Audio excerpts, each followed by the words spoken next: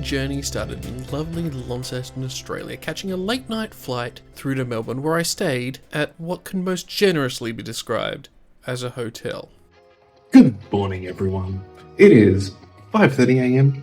in ever so sunny, kind of sunny Melbourne, and today I'm headed to Japan. I'm barely awake. I flew into Melbourne late the previous day, and let me tell you, the walking that I'm doing right now is only a sign of things to come. I did manage to have a really painless check-in to the international airport though, which makes for a change. I've always found international and duty-free to be just this such weird other world.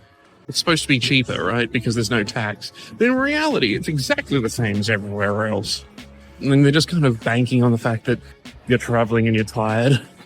That said, I'm definitely going to be looking for a coffee very shortly because the caffeine withdrawal headache is real. The coffee that was at the hotel was not really coffee. It was more like dirt that you could drink. I don't know what it is that I drank. One short wait for an airport iced coffee later. Coffee obtained, and now we hurry up and wait. I travel light, like,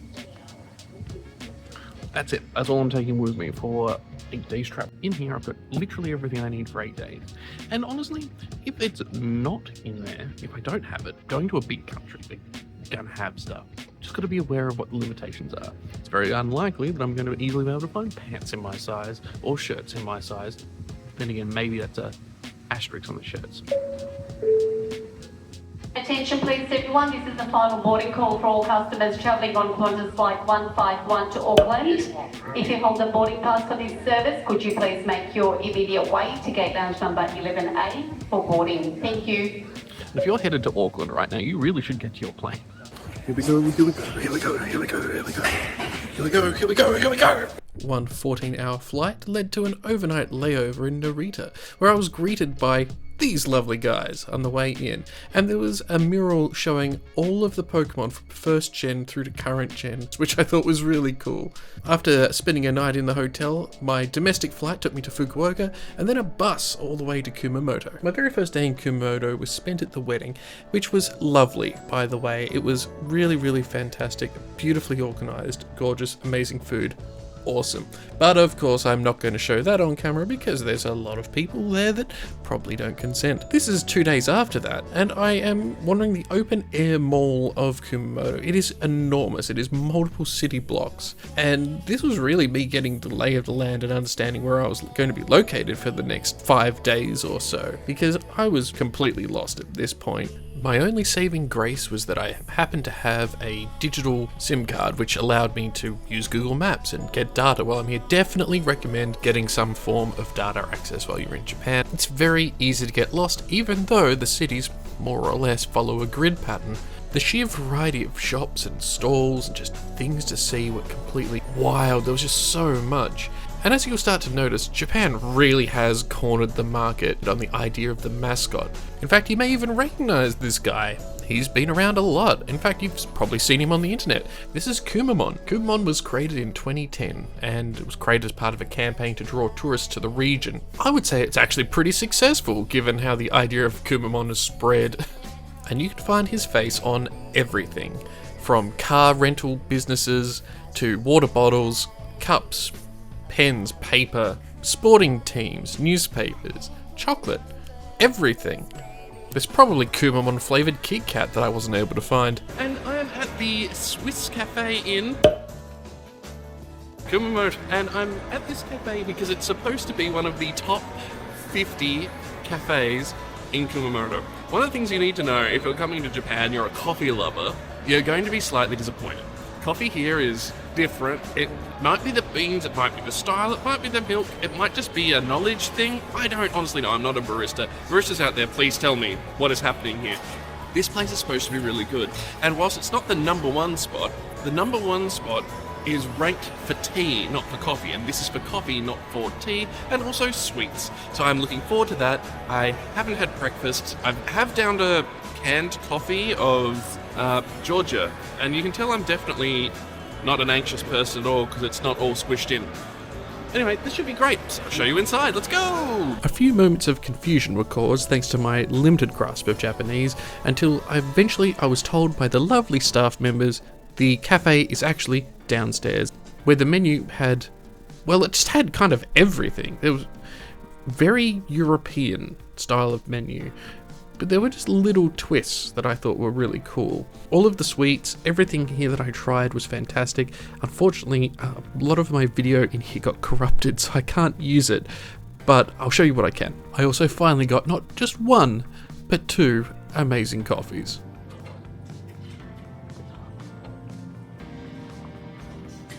It's actually coffee.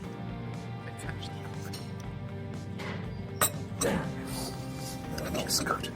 God, I look so tired. Got some Gucci under my eyes. As a pasta and an omelette come out, you might be thinking to yourself, hey Clay, that doesn't look like very Japanese style food. To which I'd like to remind anyone watching, I have a seafood allergy, so I've had to be very careful about what I'm eating while I'm here. I ate probably a little bit too much, but I had an actual coffee and had some actual food. And now I get to explore. The next stop is the monkey. Oh yes. It's tram time. Turns out there's trams here. I'm excited and scared because that's my everyday. One short tram trip later, I found myself at a tiny little shrine which connected onto the overall park. I can't overstate, this is in the middle of the city, more or less. This is surrounded by high rises. You can see him in the mid-distance, underneath the arch of red balloons. I'm at a beautiful park where just in the background you can see the Monkey D. Luffy statue in the Suizenji park for... It's basically a people's award for things that have happened in Kumamoto, or by people in Kumamoto. It's just commemorating One Piece. And there's the Monkey D. Luffy statue, and there's also a chopper statue, which I'm about to go to as well, which is on the other side of town at another park, a botanical garden, that's near the zoo. But have a look at this park. It's so pretty. It's just a government building, but the trees are beautiful. Ginkgo, I think? I'm not good with plants. I can kill plants real easy. But it's gorgeous here. It's so beautiful. Right about here is when I was supposed to show you the statue. Unfortunately, once again, my tech issues cropped up, so instead I've relied on some footage from a friend of mine who was there earlier in the year.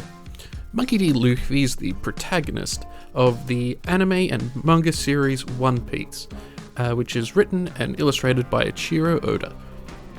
It is an incredibly long-running series, with it first being published in July of 1997, with its first volume being released in December 1997. There's a long-standing joke that if you want to start watching One Piece, you should start now, and if you watched it non-stop, you wouldn't be done in weeks. There's a lot. I haven't watched it either, but, I've got a passing familiarization at least. After 40 minutes or so of walking, I finally made it to the next park stop, which is right behind me, near the Kumamoto Prefecture Zoo, and I'm not going there today because it's closed. So I don't get to go there. So let's go and see my newfound friend. I know Chopper is an iconic member of the One Piece crew, but I do find it interesting that of the two statues they decided to make, one is of Monkey D. Luffy, one is of Chopper. Of all the characters they could have chosen. There's another statue in the series of statues that have been placed around. I think there is only two, but I'm sure the people out there who actually have an interest in One Piece will be able to tell me that there's more and I missed them and that I'm at fault and I'll have to come back and oh no, I need to go back to Japan again. Oh no. Hey buddy! Thanks for coming to join me. Okay, bye. Even with the tram rides, that was over an hour and a half of walking. So I went back to the hotel, had a nap for a while, and then headed to the middle of Kumamoto to Sakura-machi, which is a shopping centre and a hotel right in the heart of town. Because tonight they are having a light show / entertainment / festival kind of thing. I don't entirely know what to expect. I'm catching up with a few people from the wedding, and they may or may not want to be on film. Let's see what we can see. So, this is the Princess Kaguya, the Glowing Garden, which is an event that is going on, I think it's only once a year. And I've just happened to be here at the right time. Check this out.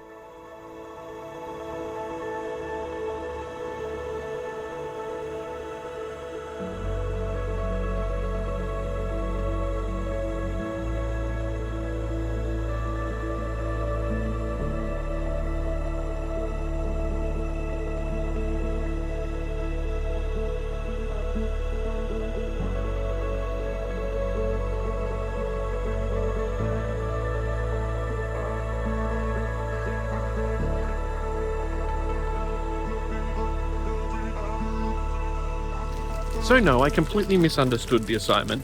It turns out this is a art installation that's here till May, which makes a lot more sense, because this looks like it would have been a lot of work to put up.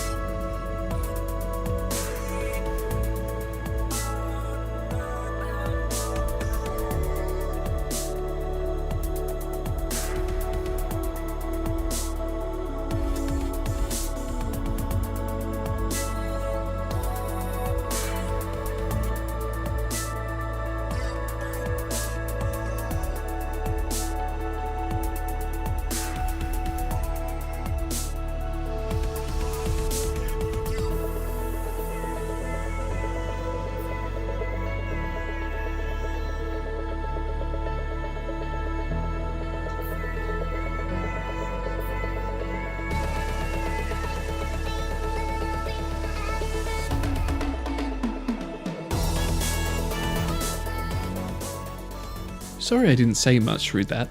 The art installation was so mesmerising that I forgot what I was doing for a moment. But afterwards, I took a short walk before once again getting a solid night's sleep.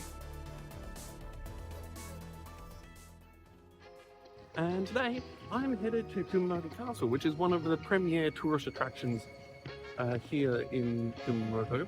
It's about 14 degrees today, which is fantastic for me because that's Tasmanian weather, right? Like, that's just standard stuff for me.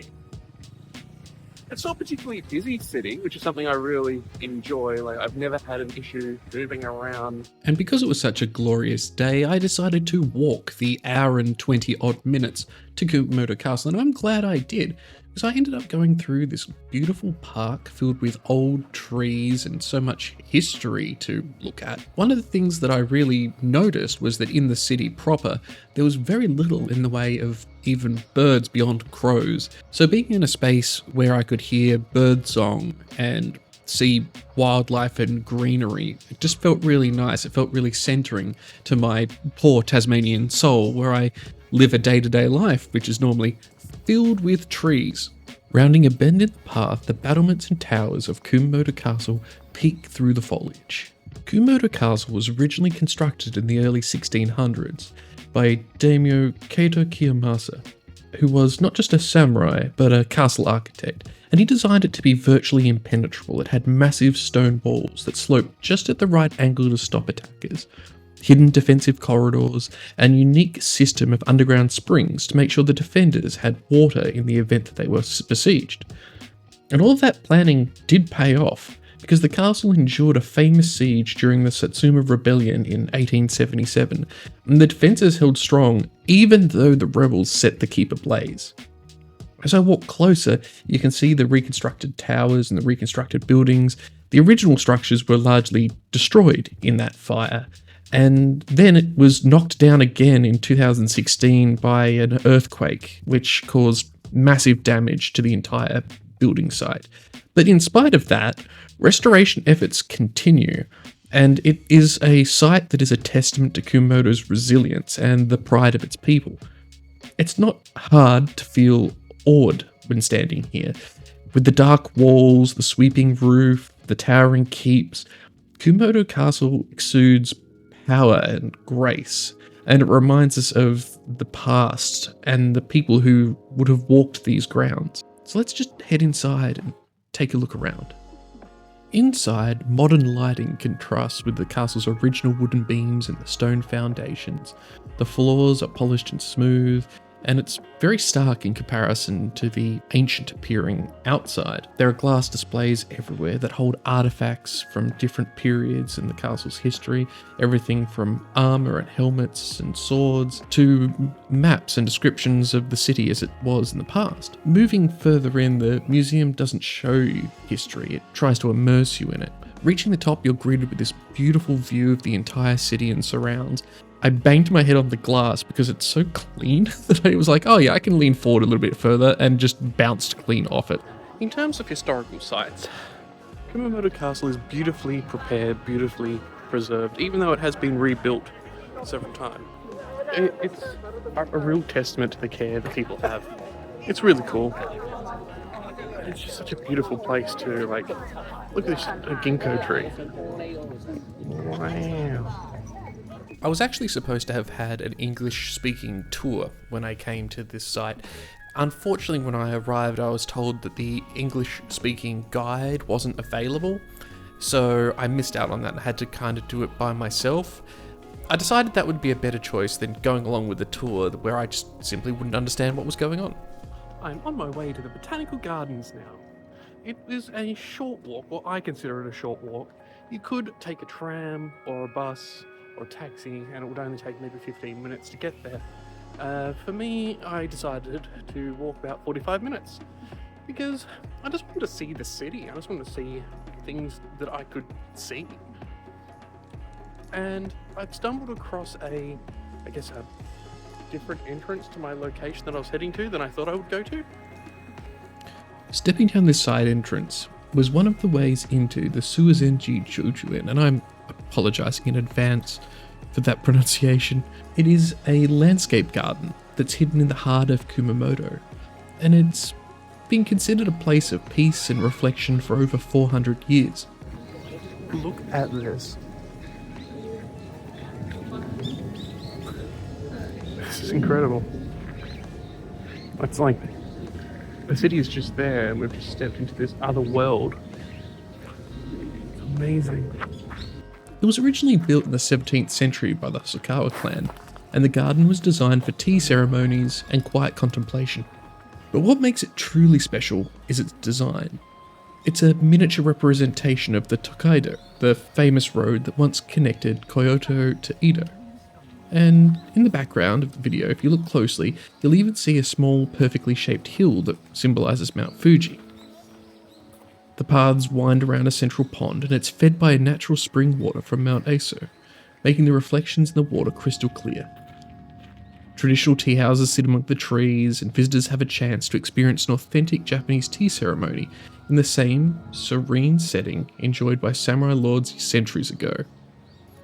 It's a beautiful place to settle down, breathe, and take in the beauty of carefully shaped pines, rolling landscapes, and the sounds of birdsong echoing across the water.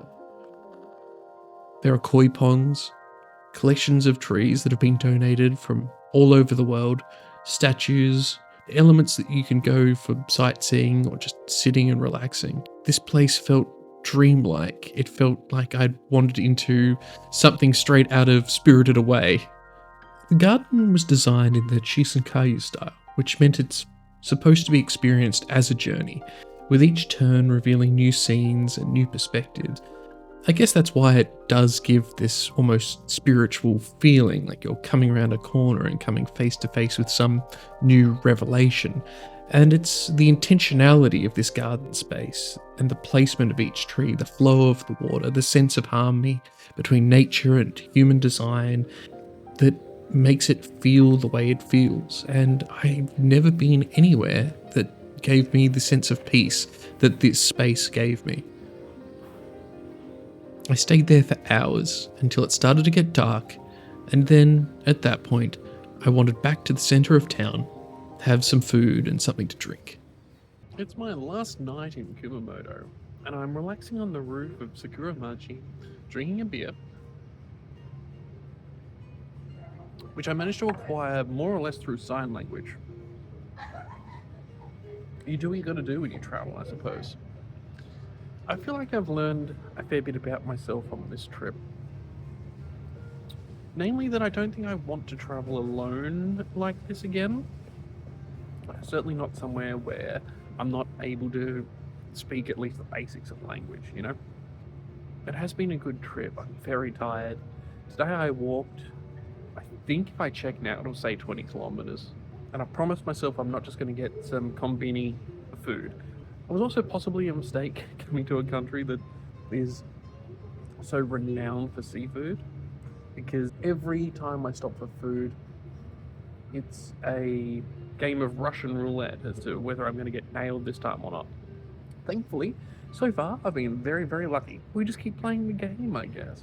Tomorrow, I'm jumping on a limousine bus to take myself to Fukuoka, where I am only in the city for 24 hours.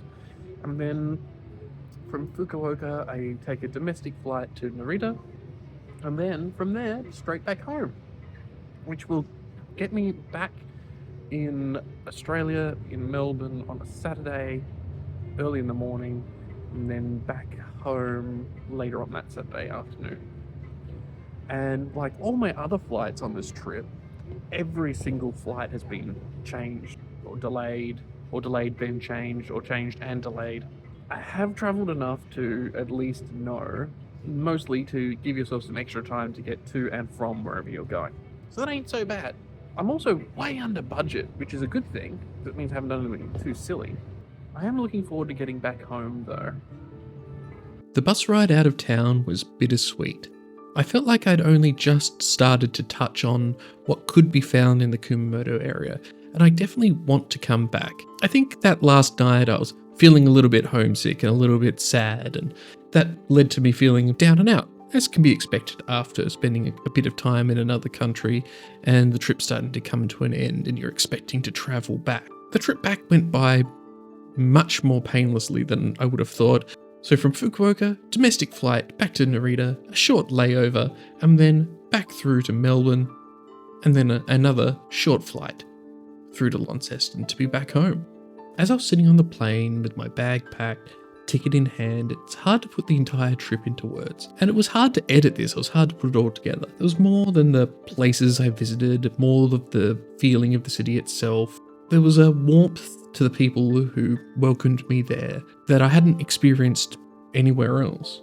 The entire city has a sense of resilience built into it, and there's history woven into everyday locations that linger in your memory long after you leave. Now that I'm heading back to Australia, that same strange mix of emotions and a kind of odd nostalgia for a place I'd only just been to leads me to believe that I know I'll come back, because there are so many other places I haven't seen there that I would like to.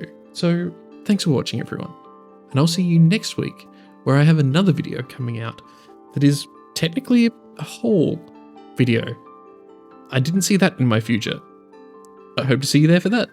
Goodbye.